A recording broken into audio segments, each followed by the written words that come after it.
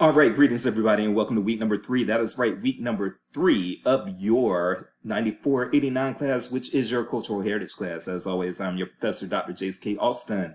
And what we are going to do today is a quick state of the course update, and then we are going to talk about 2 common APA mistakes that students make a lot of the time and that I try to get them to avoid, because if you make these mistakes on your actual formalized paper assignments, I will count off, because I do want you all to have a good handle on, first of all, detail orientation, but then also just knowing the nuances of a particular citation style, because as you advance in this field, especially if you end up in academic libraries and you end up as somebody who has to publish and present in order to maintain your job or get tenure or whatever, then you are going to need to be able to follow citation styles appropriately. Now, for those of you who have had me in a class before, and that is the overwhelming majority of you, which I'm glad you came back. I love having you all back, and if you took another class with me, I'm hoping that means that I wasn't that bad.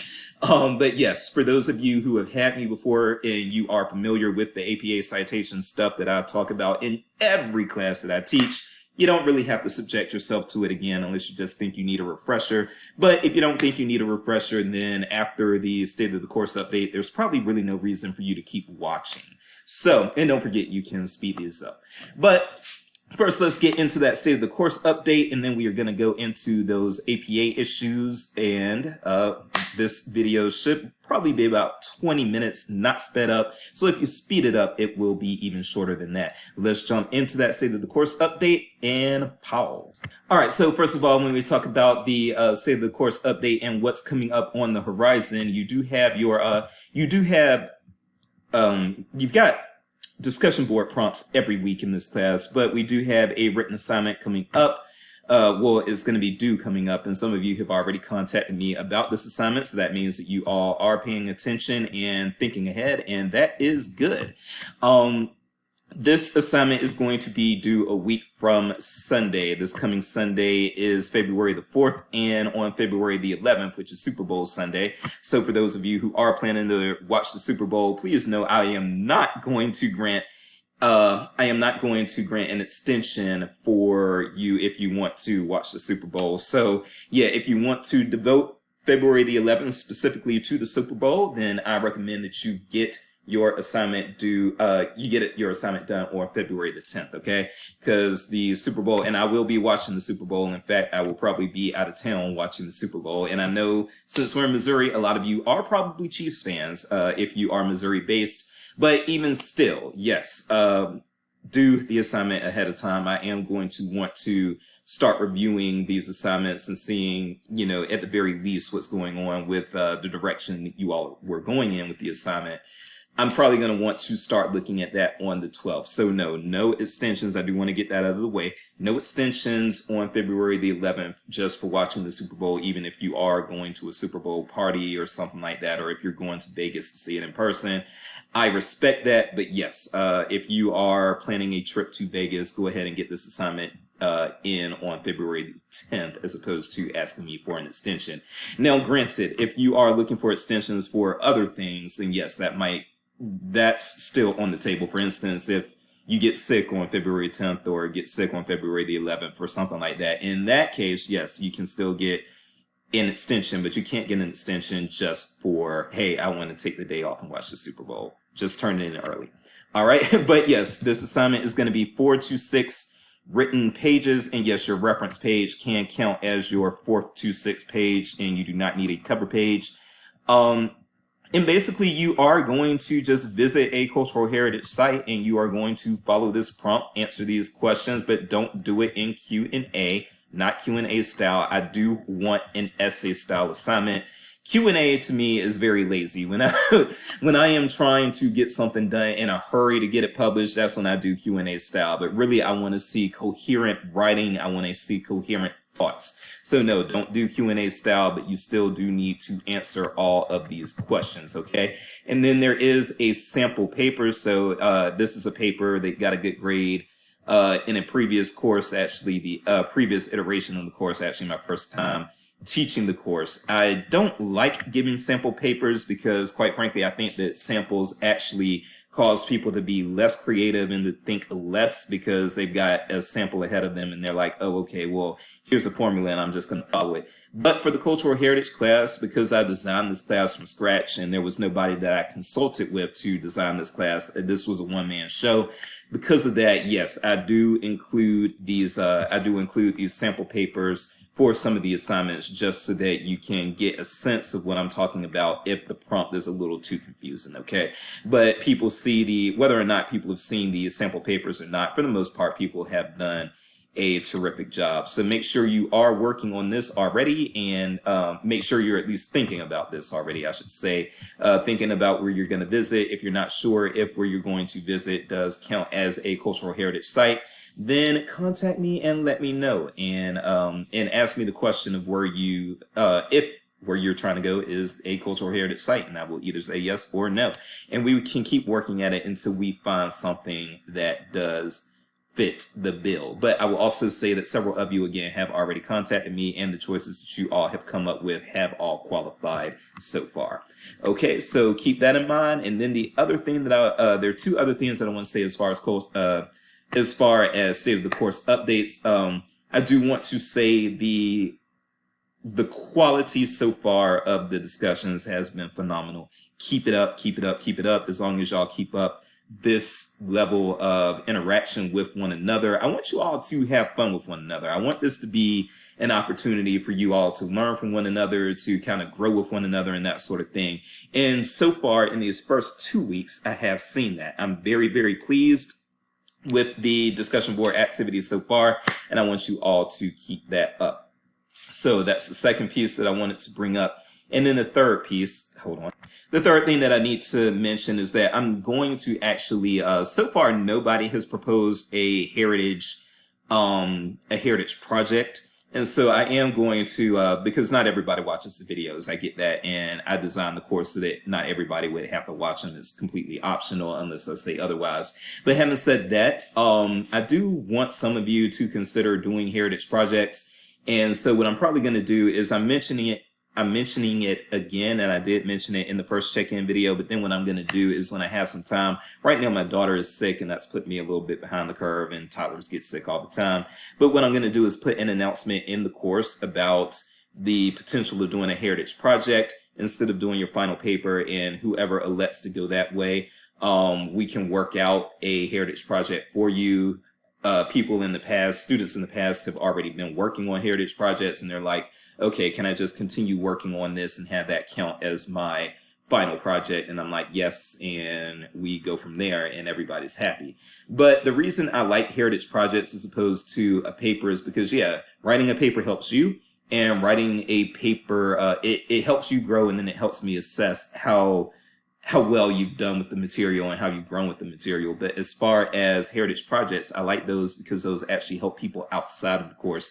For those of you who have had me for 7314 for the reference class, you probably also have heard me say that my favorite assignment that I assign in any class is the Wikipedia edit assignment, because it actually helps people outside of the class.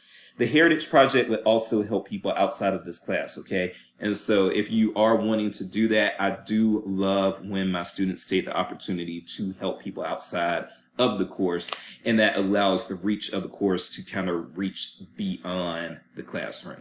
And I enjoy when that happens. So I'm putting that out there. So just keep that on the radar. And again, I will have an announcement specifically saying, okay, here are your options for doing heritage projects, blah, blah, blah, or this is an option, something you can do, and please consider it. And I'll have some examples and things like that. Okay. All right. So that is it for the state of the course update. So if you do not need to see the APA stuff again, then by all means, you can trail off right now, and I will see you again next week for a different check-in video. But if you are if you have not had me before, and if you are not completely certain that you know how to do APA properly, please pay attention to what I'm about to say, because these are mistakes that people make in I have at least one person make these mistakes in every class, every semester, and it's something that can be avoided because I warn people ahead of time. But also, I know that one thing that I can't do is make this particular check-in video required, because really making the check-in videos optional. I'm going to just tell you all the truth, just put it out there. Making the check-in videos optional has actually helped with my student evaluations as well, the student evaluations of my teaching. And so if I made them required, then people would not they would not review me quite as well, and that can affect things as far as not necessarily whether I'm employed, but the merit raises and things I get. So I'm just going to keep it 100% real with you all on that, so that you understand why I don't make this mandatory. But at the same time, I give you adequate warning, and if you don't heed the warning, then it's on you. So 2 common APA mistakes that people make. I am going to let you all know now that I will be checking for these on the formal written assignments. And if you make these mistakes, yes, there is language built into the rubric that allows me to penalize you for making these mistakes, so don't make them. All right, let's get into the first one. Okay, now first things first, what I want you all to keep in mind is that, first things first, what I want you all to realize is that you don't actually need to necessarily buy the APA handbook in order to be successful in this class. Now, I will say that when you are actually writing things professionally, if you know that a journal that you, or a book editor that you're trying to work with, if you know that they're a stickler for proper APA or proper Chicago or whatever the case may be, then you might want to buy the style guide if it's not available at your library, which odds are it's probably available at your library. But if it's not, then by all means you can certainly purchase that, but you would not need to purchase it in order to be successful in this class. The Purdue OWL will actually get you through your APA requirements for this class. So, and if you don't know what the Purdue OWL is, really all you have to do is, and maybe I should just go back. Really all you have to do is Google Purdue OWL. And what this is a free citation style guide offered by Purdue University. Very popular. I think they get millions and millions of visitors per day. And it's very comprehensive, so it's very easy to navigate. It's probably the best free citation assistance that you're going to find out there without using a citation software like Zotero or something like that. But then also Zotero is actually prone to mistakes, and that's something that you all need to keep in mind, because you actually, even if you're using Zotero, you need to double check your use of Zotero. A lot of students I've had students in the past get the citation wrong, and then they come to me and they're like, oh, but Zotero, I actually just took it right out of Zotero. Well, you need to double check Zotero. Yeah, Zotero is great, but Zotero is not flawless, y'all. It is not flawless. It does have mistakes in it from time to time, and you do need to go ahead and double check if Zotero is citing things correctly or formatting things correctly. So, having said that, here are the 2 common APA mistakes. First is the reference list for authors, and this happens a lot. So, and this may seem nitpicky, I've actually been dinged on my evaluations before from students who were saying, well, this is kind of nitpicky. He can be kind of nitpicky when he grades. I don't know where that attitude comes from. I think maybe I'm older, so maybe I'm getting into my fuddy-duddy phase. But when I was coming up, instructors expected for you to actually do things right. They didn't, and there would be no tolerance for if you did something wrong, then, oh, you're nitpicking. No.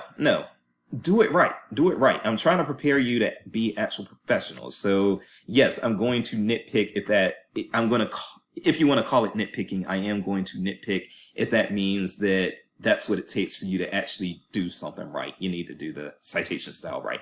So having said that, what we will do is, first of all, one thing that you all need to know is that you do not write out given names in the reference list. In the reference list in APA, the reference list, as you see there, you do not write out given names, okay? And what I mean by that is, look at all of these. Soto, CJ. John, OP, Ahmad, S. You do not see first and middle names written out, and the reason for that is because you're not supposed to write them out in APA style, not in the reference list. So as you scroll down further and further here, you will see that that's pretty consistent. Even if you do have the information, and I used to do this as an undergrad myself. I would assume when I saw this that, okay, The reason why they're initialized is because they must not have the actual first and middle names available, so they're initializing them because that's all they have. No, that is not the case. When you are doing this, you are supposed to list them by their last names and initials. You are not supposed to write these out. So even if my full name, I'll give you my full government name because it's all over the place anyway. My full government name is Jason Kelly Austin. If you are trying to cite me in something, you do not put Austin, comma, Jason Kelly. You put Austin, comma, JK. So even if you have my first and middle name available to you and I gave it to you, still, if you are citing me, do not put Austin, comma, Jason Kelly, put Austin, comma, J, period, K, period. Okay, so that is the first common mistake. Always initialize these names in the reference list. Now, the second thing that I'm going to show you is a bit more complicated, and this is a mistake that gets made a lot more often, and it's kind of hard to counter it, okay? But hold on.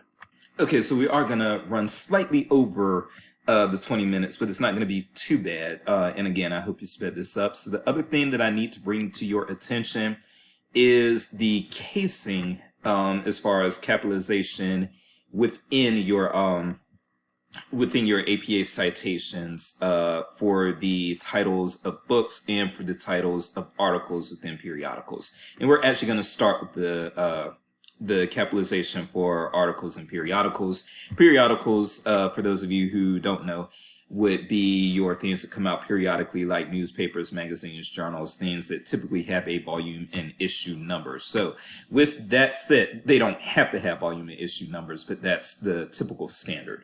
So with that said, the title of the article is in sentence case, meaning only the first word and proper nouns in the title are capitalized. So you see that right there.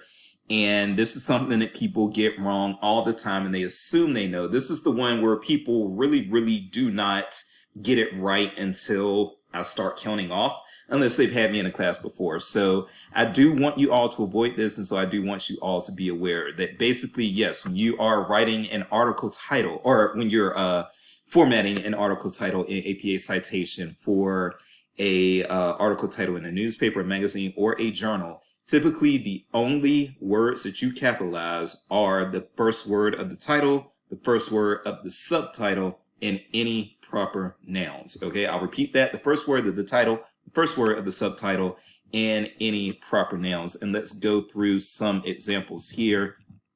As you'll see, this is actually the title of the publication, not the title of the article. When you come to the title of the article, that is here, and you can see that the only word that is capitalized is the. Eclipse and listening are not capitalized. Please keep that in mind. That is on purpose. That is not a mistake. The only word that is capitalized is the. Again, first word of the title, first word of any subtitle, and any proper noun. So let's go scroll down and look at more of these and see if we can find more examples of that. So yeah, we've got a article title here, and again, this one has a subtitle, so that one helps us even more. You can see that data is capitalized, but experience and design are not. Negotiating is capitalized because negotiating is the first word of the subtitle.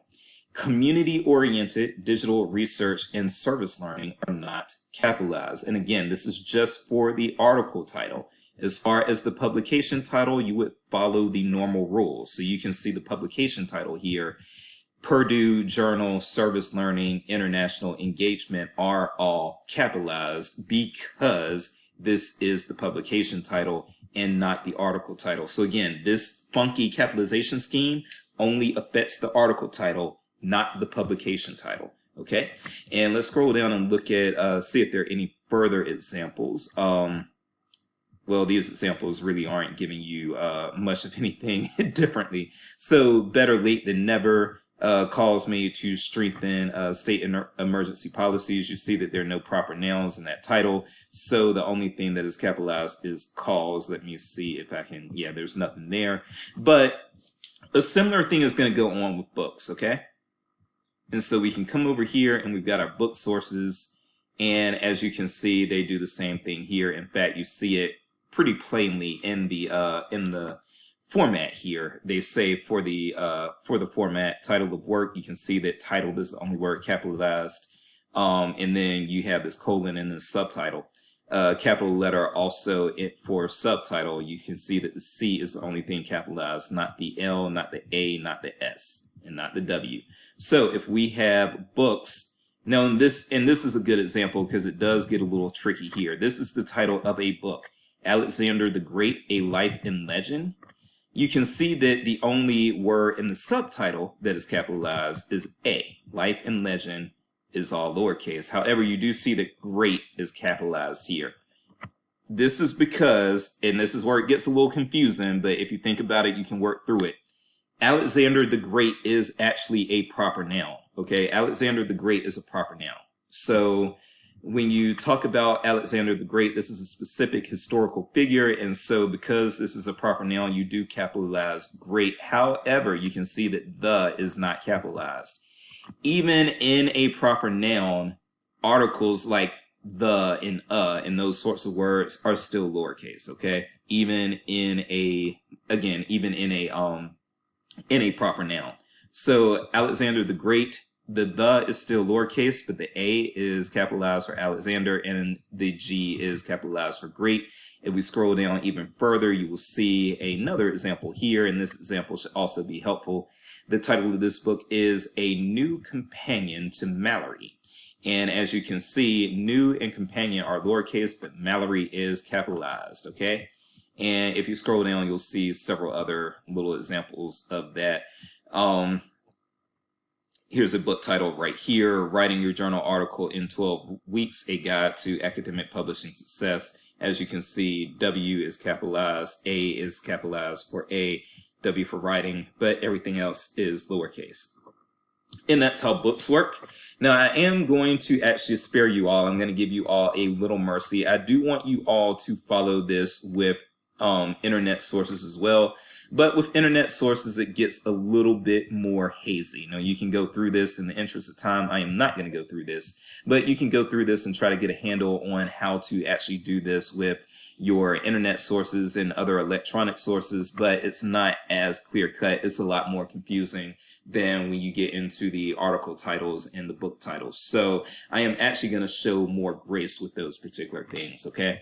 But having said that, yes, what I want you all to do is be mindful of these two mistakes and not make them. Again, I will be counting off if you make these mistakes on the formalized written assignments. And the formalized written assignments, that does not include the discussion board posts. I will not be checking for proper APA on the discussion board posts. I just think that's overkill. And quite frankly, I think that if you are, well, basically, I think that if you are being held to actually doing your APA correctly in the discussion board posts, I think that that discourages you from really engaging in the discussion boards the way I want you all to, and I want you all to enjoy and engage in those discussion boards. So that's why the same thing is not happening there, okay? And so that will just about do it. Let's make sure we don't get this to 24 minutes. I am Dr. Jace, and I am hoping that these are points that you do not waste. And you do not waste them by doing your APA correctly. So please do your APA correctly, and I will see you next week. Thank you so much, and have a wonderful week.